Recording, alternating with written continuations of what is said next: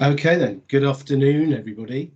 Welcome to what's getting towards the end of day 2 of the the Festival of the Future, which is part of Digital Leaders Week. My name is John Stubbs. I'm the Digital Workforce Development Lead for the Dorset Integrated Care System.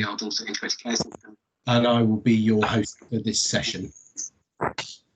Can you make sure that cameras are off and you're muted, please? Just to let you know, this session is being recorded and will be available via the Dorset Council website during the week of the 19th of October. For those using Teams via the app, please find live captions, which you can turn on if you wish under more actions. If you're using Twitter, feel free to share using hashtag FutureFest. I'm just going to put the camp rules into the chat bar. And I will make our introductions. So I'm really happy to have Livy Williams and Nicola Dench from the Dorset Intelligence and Insights Service, or DiiS as we know it. Nicola Dench is the lead analyst for the DiiS, and Livy Williams is the business change manager responsible for delivering it. Working across all healthcare partners in Dorset, the DiiS provides insights and analytics to help with planning and system resilience. The data can be used to identify trends at a community level as part of population health management and can help health and care professionals support individuals to improve their lives. More recently, it's been used as a live resource during Covid-19 pandemic to track cases across Dorset and has been shortlisted for the 2020 Institute of Collaborative Working, ICW, Collaborative Working Awards. I'm going to hand over at that point to Livy and Nick. Thank you, John. Thank you very much for that fantastic introduction, and welcome everybody. Good afternoon. Thank you for joining our session this afternoon. We're really excited to be participating in this Festival of the Future. What a fantastic event it's been so far. As John said, my name's Livy Williams. I'm the business change manager for the Dorset Intelligence and Insight Service, and as he pointed out, we call it the DiiS. Rolls off the tongue a little bit easier, so that's what I'll be referring to it as throughout. Now, I joined one of the other sessions actually today, and there was a very engaging lady who was talking directly at the camera with lots of colourful post-it notes that she was holding up to the camera, and there was a little bit of PowerPoint bashing going on. So I'm going to apologise now. There are a few slides. I'm just going to talk around the background and the context of the DiiS, but then I'm going to hand over to our lead analyst Nick, who will do the exciting demo bit. So just bear with me through a few slides to start with. Okay, I'm just going to turn my camera off a second. So the DiiS, what is it? So we set up the DiiS in order to deliver a live linked health and social care data set across our Dorset Integrated Care System, or ICS as we call it. And that was very much to support cross-system analytics across our partners and support population health management. And these are all really, really strong themes in the NHS long-term plan. And that tells us that we should be using data better, that we should be using foresight rather than hindsight. We should be making decisions based on evidence, and we should be informing service design with all of this intelligence and this information. So traditionally, we've been pretty good at talking about what happened last month, what happened last year compared with this year, but not so great at talking about what's happening now, what's going to happen in the future. So that was one of the deliverables of the DiiS, was that kind of much more timely data. And also, we've all been very good at doing our own work and our own analysis and our own kind of data within our organisations and supporting all of our own operational priorities, but maybe not so great at sharing that data and that information across organisations, across health and social care, for example. And again, the ambition of the DiiS is to have those linked data sets across our system partners so we can understand our populations far better holistically, right from the individual person through to groups and cohorts of patients who maybe experience the same conditions, right up to our whole population holistically.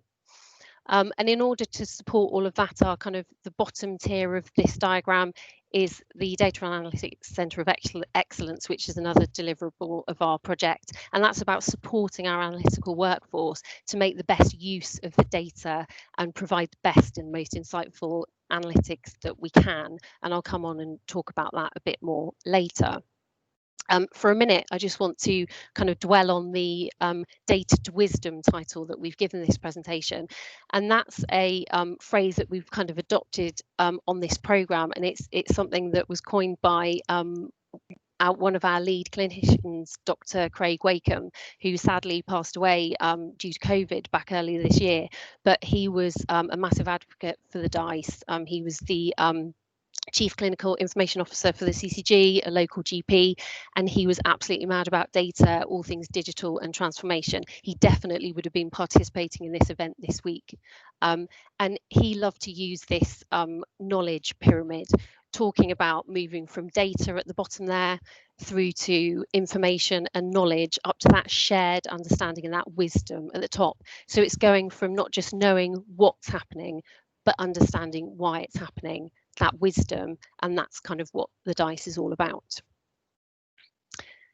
Okay, so we talk about the 3 I's that are really, really crucial to population health management and also to the DiiS. So the infrastructure, so that's the data sharing that I was talking about across all the organisations in a secure and safe way, having all that data in one place, in one data warehouse, and linking it together, galvanised by all of the information governance, data sharing agreements, data protection impact assessments that we need to have, but using that legislation as an enabler rather than a barrier.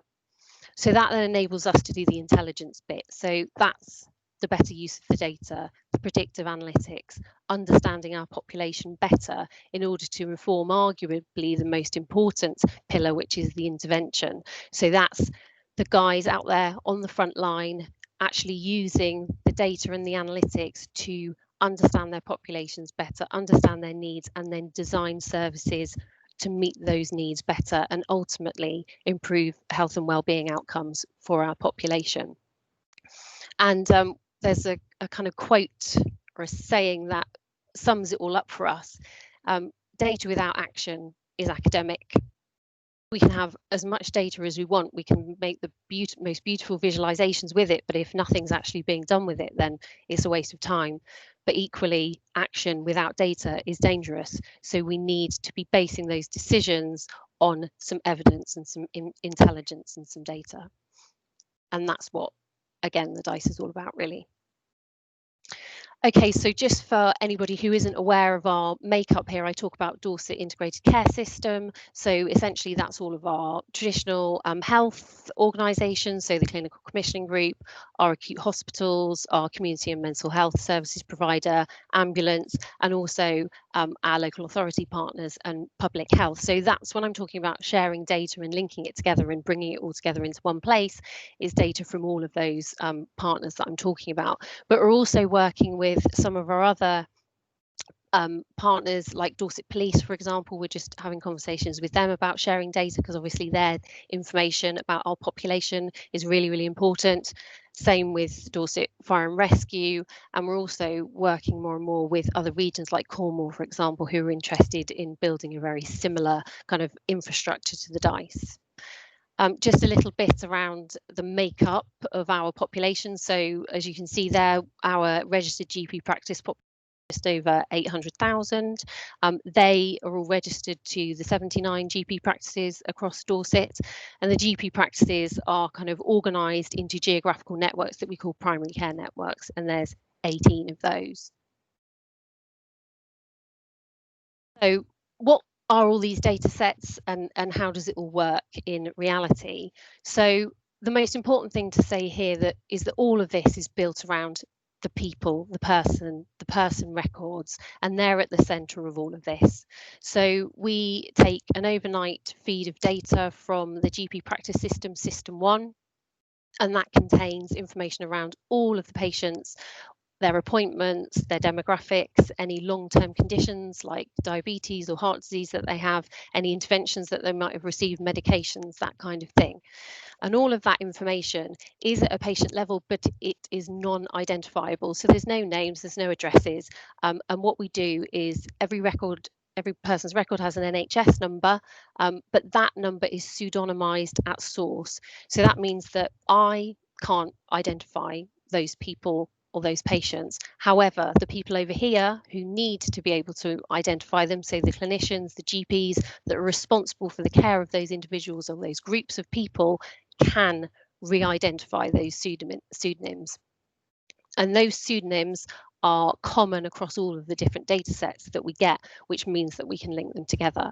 So those other data sets that we're bringing into our data warehouse are from our acute hospitals, for example, any inpatient or outpatient appointments, ED attendances, any diagnostics information about those individuals. Information from our mental health provider, so any referrals to mental health services, any mental health interventions or interactions with services like Steps to Wellbeing, for example. We're also starting to get some social care data authority colleagues, so they're around social needs. Nick will pick up. And also during COVID, we've been getting some community shielding data from Dorset Council. And you can start to see how this really builds up the layers of information and enriches the information that we have about our people and about our population. There's lots of other areas that are in development. Just to pick out an example at the top there, again from Dorset Council, we'll be getting their adult long-term services data set, which is, the packages of care that their clients are receiving. Again, identified by the pseudonymized NHS number, so we can link that into everything else and build up that holistic picture of our people. Really, really important to all of this, and a real key principle of population health management is the wider determinants of health. So that information about people that isn't necessarily medical or clinical, but it's really, really important to understanding people's general well-being. So the demographics, the housing, the education, the employment, all of those other things that make up that person, that population. And we're also looking at getting some more kind of logistical strategic information that's more on the capacity side of things around finance and workforce. And kind of to sum all that up, you can see on the left-hand side there in that visual, the volume of the types of data that we're talking about. And I mean, this changes all the time because we're getting lots of new data sets in all the time, but you can see the sorts of numbers of records that we're talking about that we're holding in the warehouse. And put quite nicely by one of our primary care network leads there, they said the depth and quality of data now available in one place is astounding. And I'm now going to hand over to Nick, who will tell you what we're doing with all of that. Thank you, Livy. So again, good afternoon all. As mentioned, I'm Nicola Dench and I'm the lead analyst working on the DiiS. I'm just going to share my screen now. Excuse me one moment. So hopefully you can all see my screen fine. Obviously, if you can't, just shout. So as mentioned, I'm going to give you a brief walkthrough of a few of our reports and discuss with you how these insights have led us and our users to using data for action. So this is our DiiS portal front page, which will take you to all of our reports. And if you go to PCN Intelligence, this is where a user can access the majority of our reports. So for instance, COPD, insights, diabetes, frailty, and so on. And these were largely developed as part of our population health management programme last year. But for the past 7 or 8 months, our focus has been on responding to the COVID pandemic and delivering timely insights to support the system in their response to the pandemic. So my plan today is to talk through those particular reports, share the insights we've developed and talk you through how these have influenced our partners' responses. And then at the end, I'm going to talk you through some of our latest work on inequalities and prepping our population to be kind of winter fit, ready for what might hit in the next few months. So if we start with Covid Insights, and now just bearing in mind that this is a live demo, so I'm hoping the technology will play in my favour today. So Covid Insights was essentially developed to enable our system partners to understand their population at risk segmented by variables of clinical and non-clinical interest. So thinking about the impact of those wider determinants too. We land here on the contents pages, and this allows a user to go directly to their reports of interest, and you can see that each card has a little blurb about what you can find within each page. We have at the top here the date the data was last updated. So as Livy just went through, at the moment we're receiving a number of feeds, but in particular we have a primary care feed from System 1 into the DiiS on a nightly basis. So all of this is pretty much real-time data, meaning that users can be sure that they are using the most up-to-date information when they are identifying cohorts at risk. So I'm just going to whiz through a few of these pages to show you their capabilities. So this is the case finding insights page. In terms of functionality, as with all our reports, you have the ability at the top here to filter by geography. And what we've done here is we've included clinical geography, such as primary care network and practices, and also local authority geography, such as the unitary and the administrative ward boundaries. So this is meaning that it is of use to both local authority and NHS partners. And again, at the top, you can see the last date of refresher of the report. We also have YouTube tutorials on our reports, which are kind of how-to guides, which are helpful for giving users a bit more detail on how to work the reports. So in the centre of this page, what we've done is we've grouped our population by clinical risk factors, and the definitions behind these can be found in the metadata with the link here. Now, it is possible that a person can be in group 1 to 5 more than once, but group 6 is mutually exclusive, as it is everyone not in the previous groups. So a user has the ability to filter if they were advised to shield or not, if they've ever been coded as COVID positive or suspected, numbers of long-term conditions. You could segment by risk groups, deprivation, and age and gender. Now, on the far left is probably the main area of interest of functionality to this page, where you can segment your population by factors of clinical and non-clinical risk. So this is to ensure that when we're considering population need, we're considering all the aspects of the population's health and well-being and those wider determinants, as opposed to only those clinical needs. I think it's been absolutely clear to everyone that whilst clinical risk is a big factor in COVID, those non-clinical factors going beyond being directly subject to the virus are also negatively impacting our population. So, for instance, if we think about the relationship between deprivation and the economic circumstances individuals are facing are equally as important to be aware of. So an example based upon that might be that you want to look at the population in the top 10 most deprived area within Dorset. And then you might want to look at those that were also shielding. And you can see that the page is repopulating accordingly the whole time. And what you can see now is the highest numbers of those populations are in the Weymouth and Portland and North Bournemouth area. You could select some additional filters if you wanted to segment further, or you can use the chart here to drill down to further geographies, or you can use the filter option to just choose which geographies you want. What this chart also allows you to do is there is a switch to table function, and this actually delivers pseudonymized individual data. And this allows the user to have this re-identified, probably the most powerful aspect of this tool. So it allows the user to know directly who this cohort is, so they can then deliver those interventions and hopefully influence the outcomes. So I'm going to move on now to the spatial focus of this page. Sorry, the report. So this is all about the spatial view. This allows a user to understand populations at risk by this geographical viewpoint. So particularly useful for understanding hotspots of cohorts spatially and determining if might be meeting demand or need. Much like before, you can filter by your geographies. You have the date of refresh, a YouTube video, and the at-risk groups as grouped here in the cards.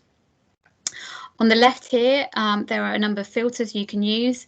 Again, we have those clinical factors, but on this occasion, what we've brought in is the additional socio-economical variables and risk factors. And this is what Livy touched on earlier. This is based upon mosaic data. This is a data set delivered by Experian. It uses a number of data sources, such as the census, benefits data, consumer surveys to produce household characteristics. And by using household characteristics, what we have done is identified certain households at risk of being socioeconomically vulnerable, financially vulnerable, and at risk of social isolation. Now, just a caveat, this data is not definitive, but it's very useful as a marker of risk to these elements. So we have ethnicity also. What we've selected here is the community minority population, which is everyone who has not listed themselves as white British. And we know that evidence has shown that ethnicity can be a risk factor for COVID. So a user might wish to understand where that particular cohort of population is. So you can select community minorities. You can see it's repopulated at the top here. And also the map has repopulated too, showing where the greatest numbers of those ethnic minorities are. Now, appreciating the map is quite small, you can click to focus. And what it will show is the largest numbers of those community minorities are kind of predominantly around the Bournemouth-Boscombe area. And beyond using this to understand cohorts perhaps at greater risk of COVID because of their ethnicity, this is also useful in terms of developing resources and ensuring accessibility of services, perhaps if English is a second language in some of these groups. Now, other ways users have used this page is perhaps by thinking about public health campaigns in terms of eating well. So you could filter by those that have a high BMI and look to target within those particular areas. Or you could look at those at risk of financial vulnerability and think about where you're placing your food banks or benefit support and things like that. So there's a lot of use to this page and understanding it from the spatial point of view. And again, you have the chart which shows where the numbers are, and you're switched to table view for that re-identification. So the other page here is Covid Focus. This is allowing you to identify populations who have or have had COVID or been suspected as COVID alongside certain vulnerabilities. So for instance, you can filter on those that have been tested positive, COVID positive within the last 7 days. And what this allows you to do from this page is understand this cohort a little bit better. So for instance, you have the age profile, gender, deprivation. And this is showing that within the last 7 days, the majority of those people that have tested positive are within the 18 to 29 age category. At the bottom here, we also have a word cloud, and this allows you to see characteristics of the cohorts you select. So this is from the Mosaic dataset and is helpful when you might be thinking about interventions for certain cohorts and how they might be targeted. So the more prominent the statement shows, the more individuals are likely to have that characteristic. So in this instance, we can see that those who have tested positive within the last 7 days are most likely largely the student population and high users of the internet. And so for users such as local authorities who are now contacting these individuals directly themselves to check on their self-isolation, this additional context is useful for understanding how to support these individuals best. So with high users of the internet, an online campaign might be the best way to communicate with this cohort. We also have within this report a page focused on COVID-19 and mental health. So it's pretty much as it's described, it's about understanding populations in terms of mental health risk factors in the context of COVID. So you have in the centre a number of variables associated with mental health risk factors, such as having had a diagnosis of depression, perhaps being housebound, an active mental health referral. You can filter by COVID status, and you have cards which show the proportions within some of these groups and a chart at the bottom. So what you might want to do in this instance is you might want to look at the population that was shielding, perhaps think about if they're also at risk of social isolation. You can see it's repopulated. And what we have here is of that population, 206 have also had an active mental health referral. And in the current context of increasing COVID cases for this previously shielding population, users can consider how this population is being supported and avoid deterioration of mental health problems. So perhaps an offer of support from befriending volunteers might be appropriate here.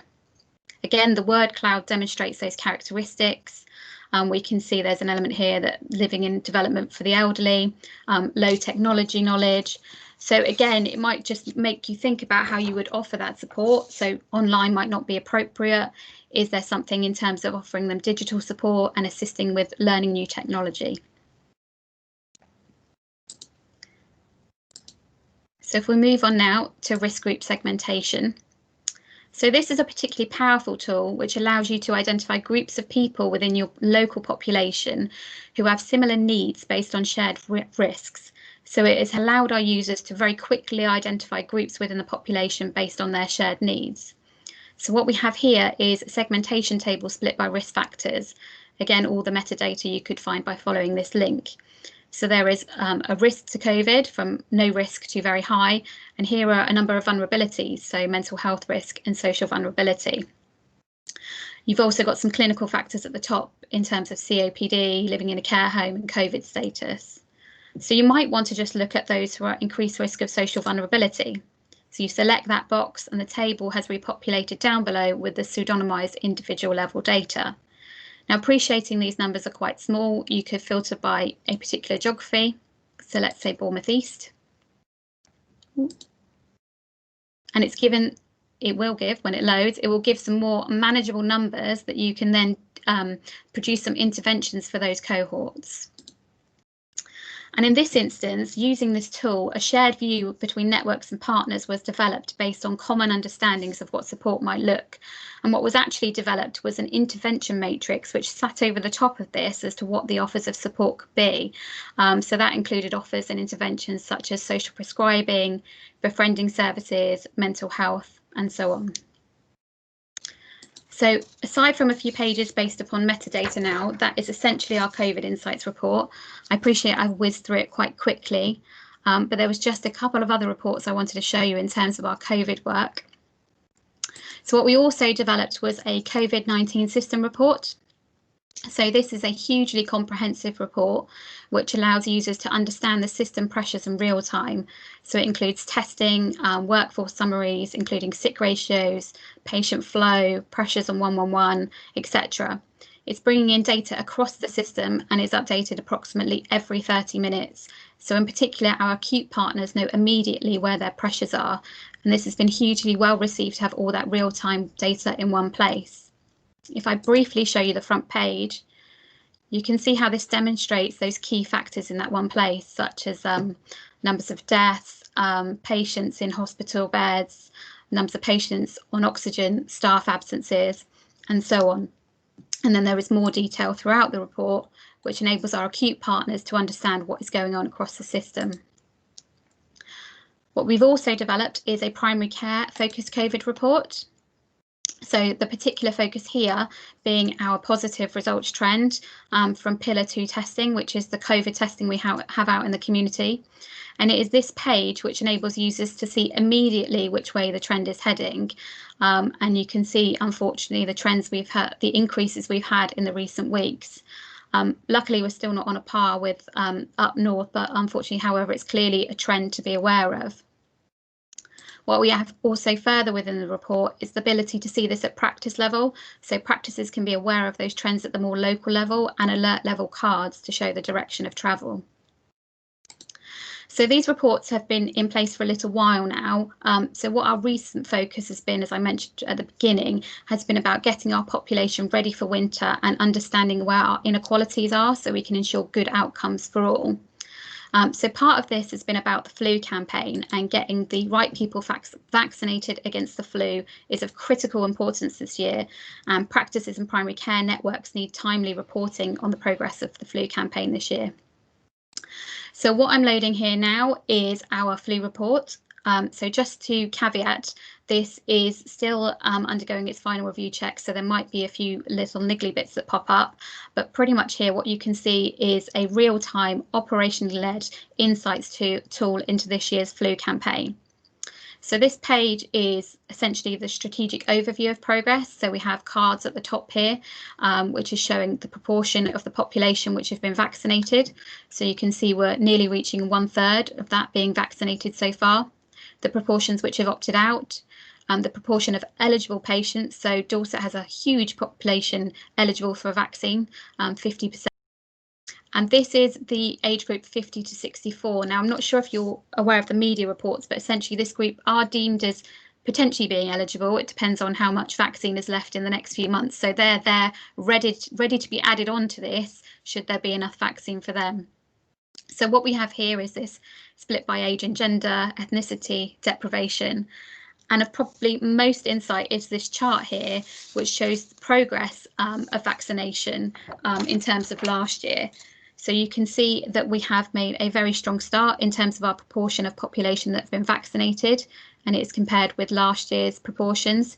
Just bearing in mind that last year's flu vaccination campaign had very different eligibility. So volume wise, again, it's much greater numbers. We also have a bar chart at the bottom which shows the proportion vaccinated against their eligibility group. So in terms of those aged 65 plus, we've done over 50%. The age 2 to 11 are running a little bit low, but I know that from experience of my daughter's school that they're not having their nasal sprays until the next few weeks, so I suspect that will pick up soon enough.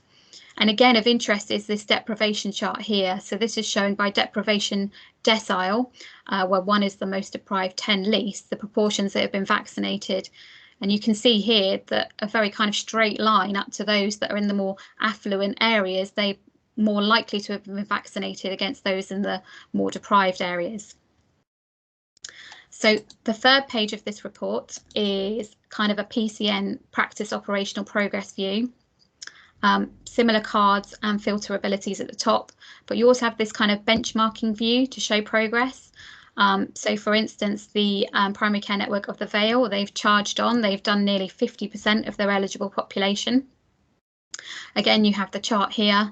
And what you have here is a benchmarking chart which is showing it against their volume and their eligibility. And you can see this here against this chart, but this time is by eligibility group. Just to bear in mind that while some of these practices have charged on, you can see that, for instance, the Vale has done 50%, but in terms of volumes, that's nearly 10,000. Weymouth and Portland, nearly 40%. So in terms of percentage, it's lower, but in terms of volume, it's greater. So nearly 16,000 people. So what this is demonstrating is the ability to use real-time data to illustrate where action is needed. By being real-time, those interventions can also be real-time so that we can have the greatest impact on outcomes for those individuals.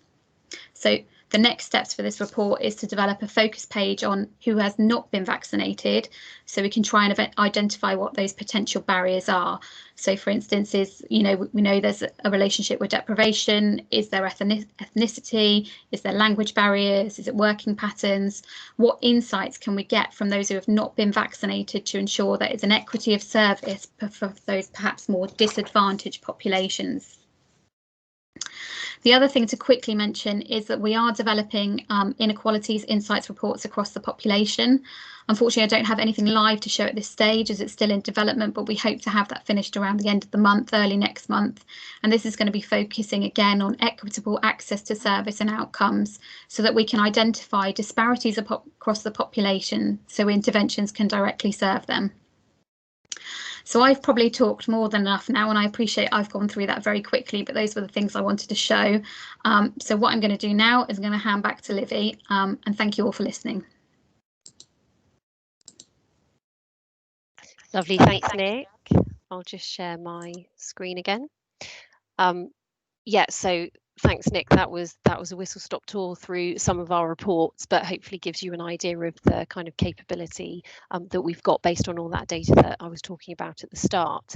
I mentioned earlier around the Data Analytics Centre of Excellence, which kind of just underpins all of this, and it's around us making sure that all of our analysts are making the best use of all of this data and able to do the kind of analytics that Nick's just been running through. And so we've developed this community actually across Dorset and Hampshire and a bit of Cornwall now as well, and it's around about just providing networking opportunities for professionals across the region, professional development, get some consistent training, identifying opportunities for collaboration. And we've got around about 200 members from over 20 organisations now, some of which probably need to be added to this visual now. But yeah, it's a really active community, and we're all about kind of peer support and learning and knowledge sharing, that kind of thing. So back earlier, before COVID, before lockdown, we had an actual face-to-face event where we had lots of different inputs from different organisations and partners. You can see a bit of activity on Twitter there. We had one of our colleagues from the data science faculty at Bournemouth University talking about artificial intelligence and machine learning and data science, because we know in healthcare analytics that these are the areas that we need to be moving into in order to provide the best analytics to support our healthcare systems going forward. We've got comment from one of our steering group members from Southampton Hospital there, who's just saying it's quite novel to have all these analysts from acute hospitals and from GP practices and from the police and from the local authorities all together networking in one room. Even before COVID, that was quite novel, obviously even more so now. So that's kind of what the community is all about. Obviously, since COVID, we've had to move to our virtual events. So we had a webinar in July, specifically around kind of data modelling through the COVID pandemic. We had colleagues from the University of Southampton presenting on their modelling work, along with Public Health Dorset, talking about some of the modelling work they've been doing around COVID. So we're really sort of trying to upskill everybody in those kinds of areas. We've got lots of peer networks going on that kind of support that. So we've got an intelligence champions network, which have representatives from all of our ICS partners. Again, it's about sharing, collaborating, learning from each other, demoing what we're all working on and just learning from each other. And we have a similar equivalent group within our GP world, within the primary care networks of data ambassadors, who are really our super users of some of the reports that Nick was showing you. And they're the people who are going away, identifying their groups of people, filtering the reports, re-identifying who those people are and going away and coming up with those interventions, as Nick described, around the social prescribing and that kind of thing. We're also leading on a national group with NHS England through their Future NHS collaboration platform, a peer learning network for all of those regions across the country that are interested in the DiiS, how we've built it and what we're doing down here in Dorset. And the AFA magazine, so the Association for Professional Healthcare Analytics, featured an article about the Centre of Excellence in their August edition, because our ambitions to professionalise analysis are very aligned with theirs. So it's not just across the public sector that we are collaborating. We're also collaborating with our industry colleagues as well. Now, the DiiS as a tool is built completely in-house, so none of these organisations have built the DiiS, but we are working with them to just, make enhancements. And for example, Microsoft, the software that we use is Power BI to build the reports that Nick was showing you. So they have featured us as a customer story on their website. Our lead developer is writing a technical blog for them, and our program manager is part of a practitioner working group with Microsoft. We've also been working with a Microsoft partner locally, Transparity, really pushing the boundaries of that Power BI software, getting into the automation with that, so we can really kind of streamline what we're doing. And also they've been supporting us in the build of our Azure data warehouse architecture. We also worked with Optum, who were the NHS England's chosen partner for the National Population Health Management Programme, of which Dorset were part of Wave 1, hence why we've got all this fantastic data, and we're kind of really progressing with our Population Health Management Programme. And more recently, we've been working with a company called Solace, who are a local healthcare analytics organisation, to develop a risk stratification tool, which will be part of our reports and will complement all of the work that Nick was talking about before. So that's a really kind of quick whistle-stop tour of the DiiS, and that was all of the slides that I was going to cover. So I don't know, John, if there are any questions.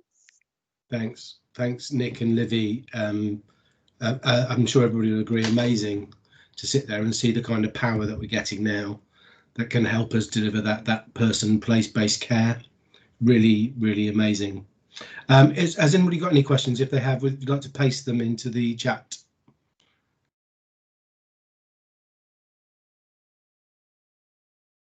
Oh.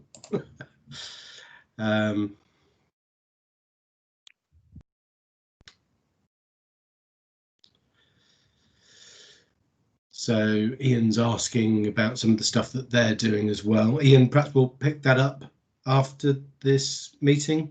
I can get that over to us. Any more specific questions for Livy and Nick?